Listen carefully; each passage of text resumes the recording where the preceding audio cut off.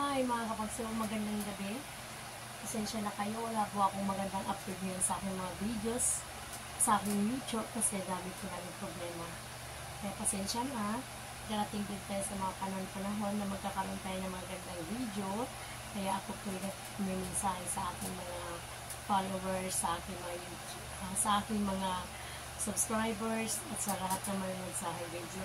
Pasensya na ho kayo kasi hindi po ako nakapag-vlog ngayon na maayos kasi may problema po kami.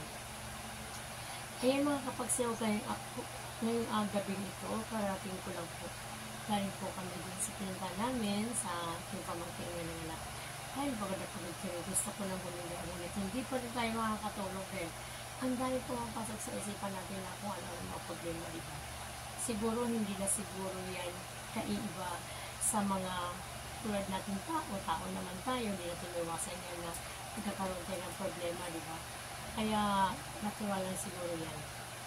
Kaya mga kapagsil, ulitin po magandang gabi ulit sa inyong lahat. Huwag niyo ako pababayaan ha.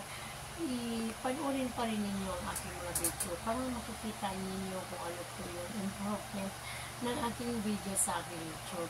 Kaya ako naman ay naghumingi sa inyo paumanin dahil hindi na po ako nakapag-upload ng maayos. Kaya okay lang mga kapagsil. Kung yun naman ako iiwan, panoorin pa rin ninyo ako, lalo-lalo na doon sa mga nag-subscribe sa akin. Thank you very very much sa inyo lahat.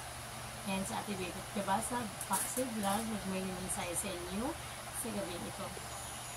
Kaya lang mga kapagsil, nakakalungkot diba? Kasi sa halip na magagawa natin mag-vlog, din natin nagagawa sa career kasi napakarami tayong gawain.